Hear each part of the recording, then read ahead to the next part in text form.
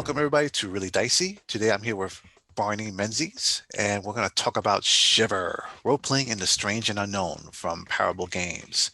If I may ask, what's your role with Parable Games?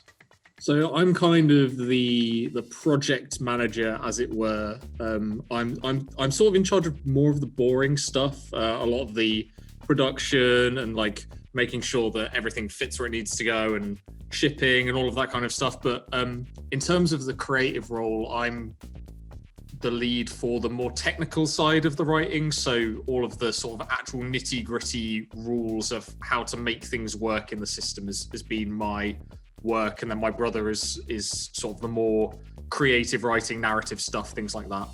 Oh, okay. So what exactly is Shiver? How would you explain it? So Shiver was sort of born out of us wanting to have a system to play our favorite sort of horror movies, B movies. Me and my brother are pretty obsessed with film and television, and we'd been playing like really bad sequels to movies that we loved, or like rehashing them as adventures using other systems. And it wasn't really quite doing what we wanted it to do, just mixing systems together. So we ended up designing something that would let you do that. And it's evolved into Shiver, which is a horror RPG system that lets you play any setting or any character in a sort of a universal horror setting. Okay. That's what drew my attention, that and the dice that you use for this, the fact that it's universal. How does the rules incorporate that? Because I know sometimes mixing the past with the future and so forth could be a little muddy. Yeah, so one of the things that we sort of sat down with initially was that problem of how do you make something that serves every sort of time setting that you could want to put it in, but without having the issue that you have with the larger systems, that you get this huge rules bloat where there's rules for swords and then rules for laser guns, and you end up in a horrible mess where you're trying to like reference pages upon pages upon pages. So what we did was start with the idea that in all stories there are characters that are universal. There's themes that run through every story regardless of what time period it's set in, and then we kind of worked backwards from that idea. So we started with this idea that we have 7 archetypes in the game. There are 6 that are defined by a core sort of skill or trait, which are grit, wit, heart, smarts, luck, and strange. And then we have one skill called the survivor, which is a sort of a unique background that we added for the horror genre, which is your sort of last man standing, jack of all trades character that doesn't really have a specific identifiable role in a story, but is very much a genre staple, as it were, of horror. So that's kind of how we approach that. And then obviously you designing backwards, you then get into the sort of more interesting minutiae of trying to design things like abilities that work in every setting.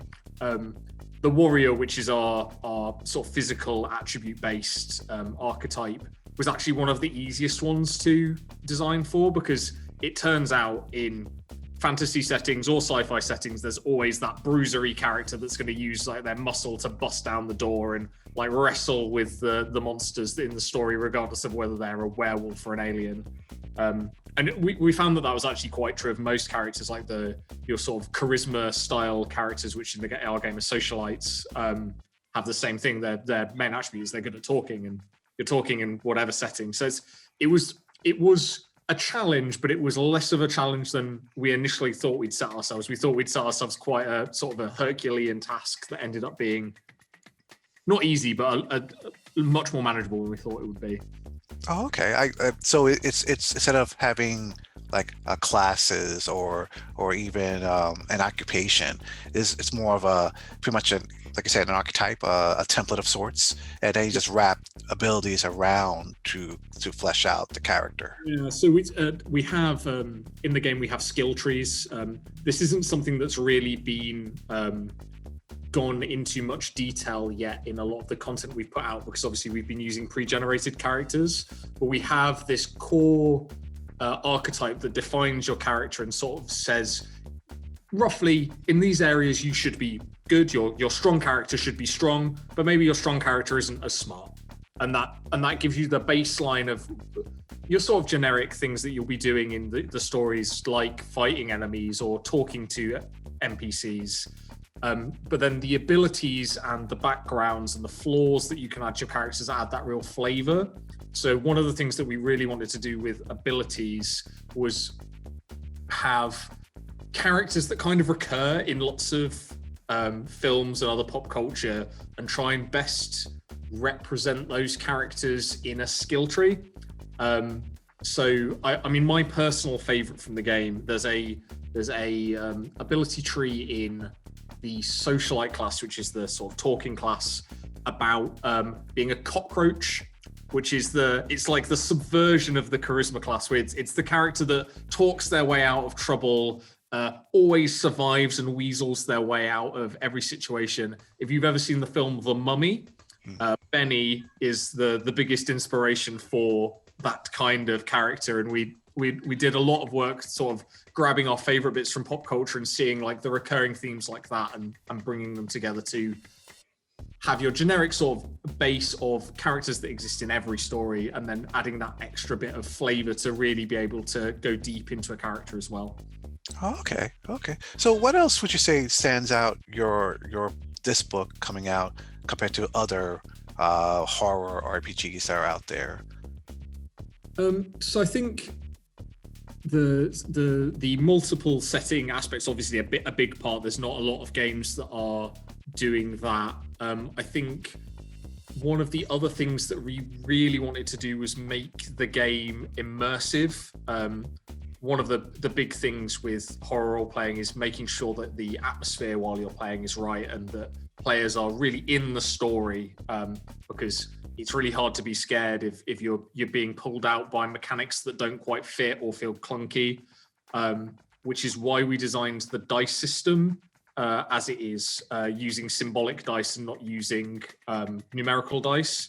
We wanted to strip back as much math out of the system and as much sort of rules fiddling and clunking with the system as we possibly could, so that when you're making rolls or using abilities, it feels like you're just naturally engaging with the story rather than having to think about what rule I would use in this scenario, which would apply to my character. So it was all about fluidity and trying to really keep that flow of the game nice and immersive, just to make sure that people sort of get really scared when they need to be, but also make it really exciting when it needs to be exciting as well. Okay, so let's do a almost like a RPG scenario. So let's say my character wants to use a computer. Sure. How would the dice? How would that work exactly with the dice? Sure. So technology and computers and that kind of thing usually falls under the realm of smarts, which is the sort of intelligence and investigative core skill. So your character would make a check to try and engage with the computer. They'd try and engage with the computer. Depending on how difficult it was, we might make them roll a check. If the computer's being left unlocked by a sort of not very careful employee of the company that you're investigating or whatever, then maybe you can just get into it straight away. But if you need to do some sort of general technological tomfoolery to get into the computer, we'd have the character make a smarts check. And how that would work is they'd look at how many skill points and talent points they had in that particular skill. So in this case, their smart skill. And they would take the number of dice associated with those points. So let's say your character is pretty average, like average intelligence. They'd get 3 skill die, which are our 6-sided dice. Each of those dice has 6 different symbols, one for each of the core skills. The core skill we're looking for is smarts, which is the yellow brain light bulb symbol. And what would happen is the character would roll those 3 dice, and they'd be looking for, probably, if we're saying the computer is quite an easy thing to get into, they'd just be looking for one of the yellow symbols for smarts to come up to pass the check. And so it's really nice in that way, the dice system, because it, rather than looking for a number or going, okay, I need to hit this to be sort of binary success fail, it's I roll my dice, I'm looking for a color, or I know that if I see these symbols, it's going to be good, and it makes it a lot of a quicker process than adding modifiers and things like that. Okay. Does the game need the special dice to play So it? you don't have to have the special dice. We developed a free app. This was one of the first things we did because we didn't want the dice to be prohibitive for people playing the game that maybe didn't want them. I know that like special dice can actually be quite a big turnoff for some players to an RPG system. So we designed a free dice rolling app on our website to allow players to engage in that way. I mean, we've done a lot of playtesting with dice with just colored stickers on, and they work just as good. But we also have a D6 and D8 conversion table as well in the book, so that players can play with the just standard gaming dice as well. Oh, okay. So with horror, what makes it special is the monsters that you're combating against. What tools does the book give you to create or does the book have a bestiary in the back? How does that work? So one thing that we wanted to do with the main Shiver book was there's a lot of RPG systems where you have to buy multiple books to even begin to start playing. So what we wanted to do for our main book was have a book that had your player's side, your game master side that we call the director in the book, and then also all of the extra tools you're going to need for creating monsters, creating stories, all in one book. So the bestiary, as it were, is in the main book. I think we have just under 100 basic monsters in the core book that are your sort of classic genre staples, your werewolves, your vampires, your heavy hitters from the horror genre. But we also have rules for how to build your own monsters to fit sort of your own purpose as well, giving guides for how strong maybe something should be, or how many hit points it should have. So there's that mechanic in there. The other thing that makes monsters in Shiver quite unique is the way that they react to things. There's a level of almost AI in the way that monsters work in the game. Whenever a monster gets hit, there's a chance that they can react and attack you back. And the amount that they react and how sort of devastating their reactions are is based on their threat level. So if you're fighting a boss, you expect it to be like almost like playing a classic WoW or similar boss fight where there's millions of things that can happen. There are sequences to the fight, and like it's a big experience. It's not just a big lumbering monster that you take turns to hit and then it hits somebody. It can break up the order, and there's a level of reaction that makes monsters more scary. Because we found when we initially started testing of playing with monsters was you'd have a mummy burst out onto the scene and the party be like, oh no, a mummy, that's really scary. And then you'd do 2 rounds of combat and they'd know when the mummy was going to attack every turn, and suddenly it wasn't scary. And so having that level of interaction and AI from the monsters makes them scarier because they can attack at any time, which is really cool, I think. For those that aren't familiar with the Kickstarter, what exactly can they expect to get if they were to back it, and what stretch goals are you currently working on? Sure. So we've got a couple of different tiers depending on the kind of products that people want. The base tier that anyone can pledge for is for the PDF copy of the main book, which gives you all of your core rules just in a digital format that you can print out as you like if you wish. And then we've got a physical copy of the main book, which is the next level up. Above that is all of the basic things that you could possibly want to play with, which is the main book, an expansion book full of stories and campaigns and some more specific genre tales. So it's got stories about the Weird West in it, and stories like specifically in the 1980s, and kind of really playing with this idea that it's a system that can do any genre and any time period in terms of horror. That book is also where we're housing all of our stretch goals.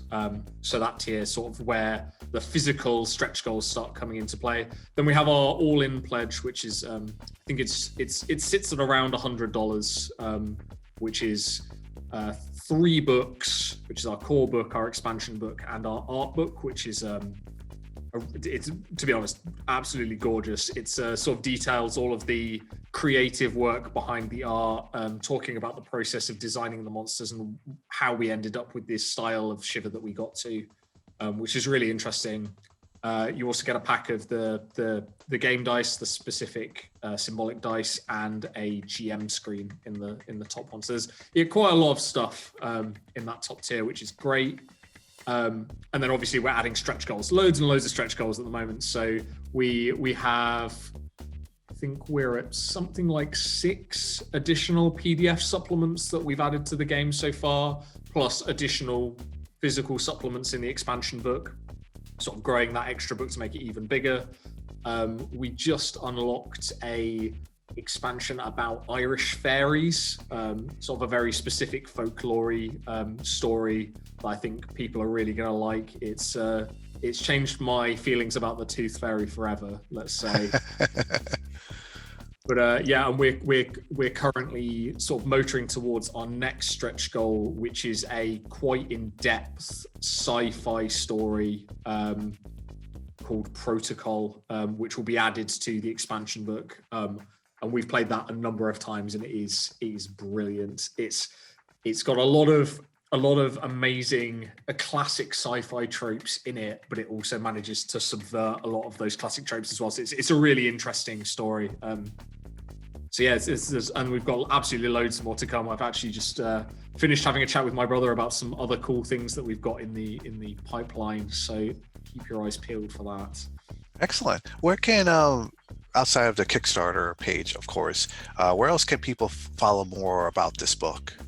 Sure. So we're on Facebook at Shiver RPG. We're on Twitter at Games Parable, and on Instagram as well. And if you want to try out our dice app or find out a bit more about the game, we also have a website, which is shiverrpg.com. All right, excellent. Well, thank you so much for your time to talk to us about this great book. I'm excited about it. I love horror RPGs, and I love how each system does their own special thing, and I really like what Shiver offers to the table. So again, congratulations on your Kickstarter. And for everyone out there, thank you for watching. Stay safe out there. Don't get scared.